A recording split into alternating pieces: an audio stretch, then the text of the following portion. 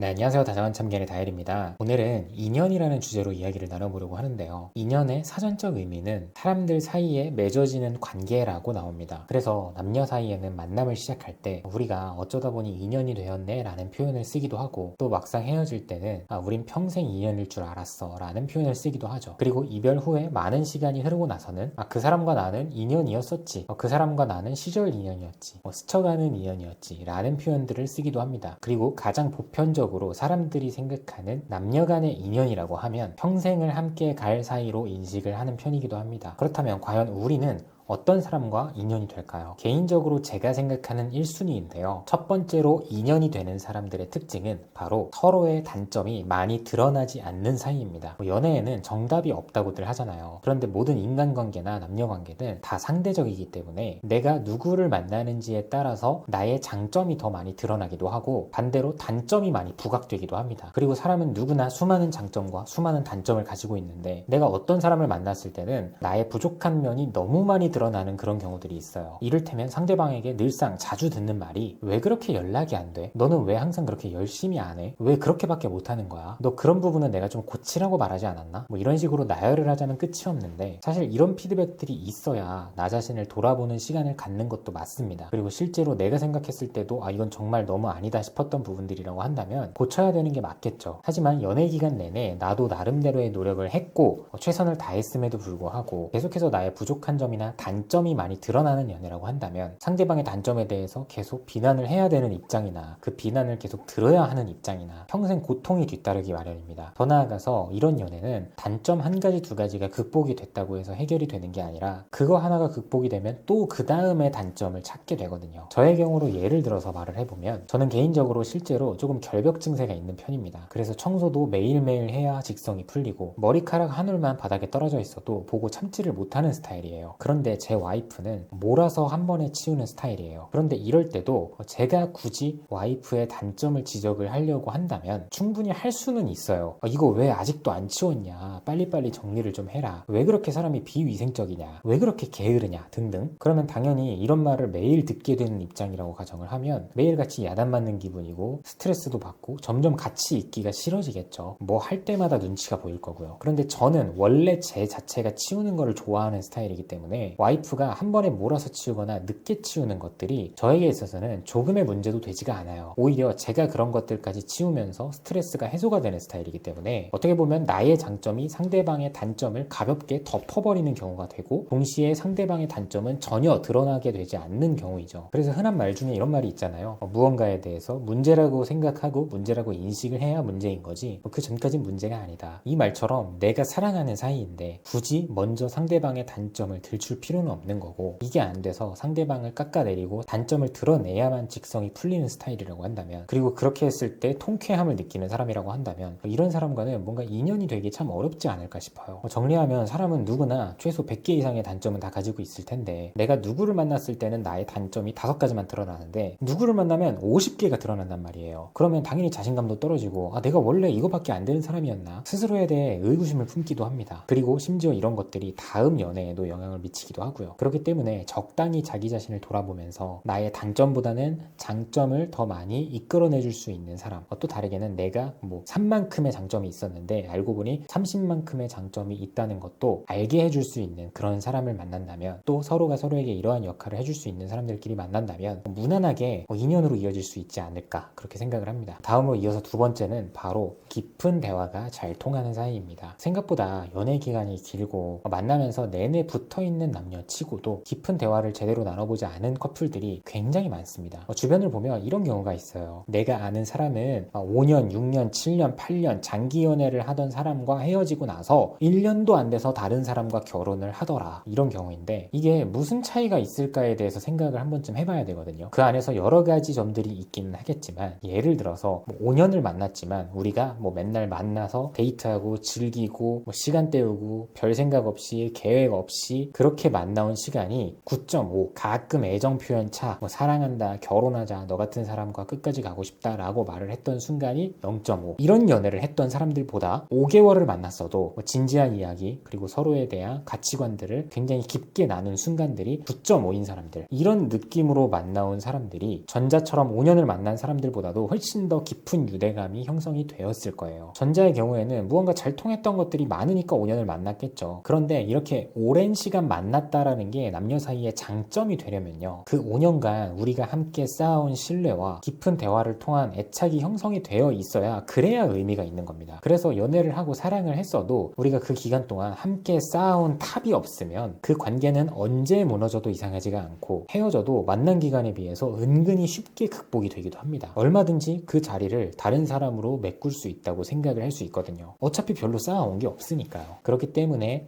만난 기간에 비례해서 그만큼이나 우리가 깊은 대화를 정말 많이 나눠왔고, 이게 연애 기간의 어느 한순간에만 그렇게 한 게 아니라 계속해서 꾸준히 이어온 사람이라고 한다면, 어디서 더 잘생긴 사람이 나타나든 뭐 더 예쁜 사람이 나타나든 그 탑이 견고하기 때문에 웬만해서는 허물어지지가 않습니다. 마지막으로 세 번째는 바로 연애를 하고 있는 나의 모습이 만족스러울 때입니다. 저는 와이프와 연애를 시작한 이후부터는 매해 느끼는 게 있는데요, 연말에서 연초로 넘어가는 그 순간마다 제 스스로를 돌아보면서 항상 자문자답을 하는 것 같아요. 과연 내가 작년에 나보다 성장을 했는가? 그리고 제가 지금 33살이고 와이프와 27살 때 다시 만났는데, 그때부터 지금까지 단 한 번도 성장을 하지 못했다고 느낀 적이 없는 것 같아요. 그리고 그 과정 안에는 와이프와 함께 성장을 하고 있다는 그 배경이 있고요. 그래서 굉장히 만족스럽게 느끼고 있는데요, 어리기만 하고 성숙하지 못했던 나의 모습이 상대방의 성숙한 모습을 보고 배움을 받아 많이 성장하게 되고, 때로는 스스로 부정적인 생각이 많던 나였는데 상대방을 만나고 나서부터는 긍정적인 생각을 더 많이 하게 되고, 또 생산적인 미래를 그리고 건강한 나로 바뀌고 있는 그런 모습을 발견하게 되면 상대방과의 연애 관계뿐만 아니라 나 자신의 삶에 대해서도 굉장히 만족감을 느끼게 되기 마련입니다. 여기서 포인트는 내가 사소한 것부터 큰 일까지 무엇이든 간에 배움의 마인드가 어느 정도 깔려 있고 상대방도 비슷한 가치관을 가지고 있는 사람이라고 한다면, 이런 두 사람의 관계는 서로가 서로에게 고마움을 느끼기 때문에 서로 더 좋은 사람이 되고자 하는 마음이 깔려 있습니다. 그렇게 서로가 서로의 가치를 알아보고 함께 성장하고 있다고 느끼면 이 관계 속에서는 앞으로도 더 기대되는 그런 미래를 그리게 되기 때문에 자연스럽게 좋은 인연으로 맺어질 확률이 높아지는 것 같아요. 반대로 내가 연애를 하고 있는데 주변 사람들마저도 너는 정말 스스로를 갉아먹는 연애를 하고 있는 것 같다 라고 하면서 헤어지라고 저주를 퍼붓는다든지, 연애 기간이 길어질수록 점점 더 삶의 여유가 없어진다든지, 연애를 시작한 이후에 삶의 모든 면이 다 퇴보하고 더 부정적이게 되었다면 결국에 인연과는 거리가 멀어지게 되고 끝내 이별을 직감하게 되는 것 같습니다.